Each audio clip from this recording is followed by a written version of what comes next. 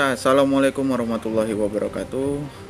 Eh, Kali ini kita akan melanjutkan ke sesi kedua, yaitu adalah materi mengenai bahasa baku. Baiklah, langsung saja kita mulai. Pengertian dari bahasa baku. Bahasa baku merupakan bentuk bahasa yang telah melewati proses standarisasi, yaitu tahap menegakkan kata bahasa dan kamus normatif. Penetapan bahasa baku melibatkan kodifikasi norma kebahasaan, sistem ejaan, dan penerimaan oleh halayak umum.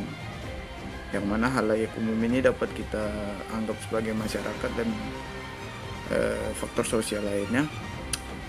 Adapun dari proses dari pemilihan kata baku ini dipengaruhi oleh bahasa daerah dan bahasa asing. Pengaruh dari kedua bahasa ini dalam bahasa Indonesia merupakan hal yang lumrah dan wajar, serta sebagai bukti bahwa bahasa Indonesia sedang tumbuh dan berkembang. Pengaruh itu diperlukan untuk menambah perbendaharaan kosakata bahasa Indonesia. Dalam bahasa Inggris mungkin ini dianggap sebagai improving vocabulary, penambahan kosakata. Baik, jadi sikap menutup diri dan pengaruh dari pengaruh bahasa lain justru merugikan perkembangan bahasa Indonesia untuk menjadi bahasa yang baik, benar, dan sempurna.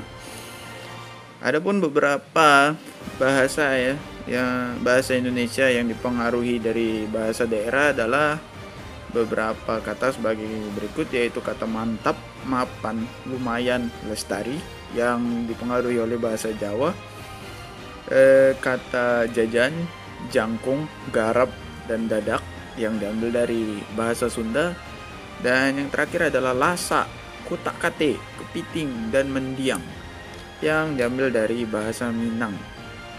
Adapun yang kita ambil dari bahasa asing adalah sebagai berikut. Yang pertama adalah abad, ajal, awal, badan, berkata, kabar, jawab, pasal, paham, hadir, wajib, dan wafat yang dipengaruhi oleh bahasa Arab. Yang kedua adalah persekot, pelopor, sirop, bengkel, dongkrak, saklar, sekring yang kita adopsi dari bahasa Belanda.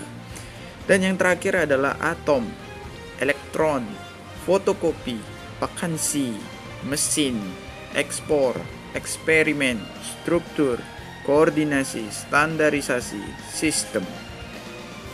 Kata-kata tersebut merupakan kata yang kita adopsi dari bahasa Inggris. Adapun beberapa ciri dari bahasa baku ini adalah sebagai berikut. Yang pertama, tidak dipengaruhi oleh bahasa daerah. Yang kedua, tidak dipengaruhi oleh bahasa asing. Yang ketiga, bukan bahasa percakapan, karena setahu saya biasanya bahasa baku ini digunakan dalam bentuk tulisan seperti surat atau proposal. Yang keempat, yaitu tidak terkontaminasi dan tidak rancu. Yang kelima adalah tidak mengandung arti pleonasme. Ya, 5 tersebut adalah ciri-ciri dari bahasa baku. Selanjutnya yaitu adalah fungsi dari bahasa baku. Adapun beberapa fungsi dari bahasa baku yaitu yang pertama adalah sebagai penyatu, yang kedua sebagai pemisah, yang ketiga sebagai pemberi dukungan atau penjelas, dan yang keempat adalah partisipatif, dan yang terakhir adalah kerangka acuan atau sumber acuan.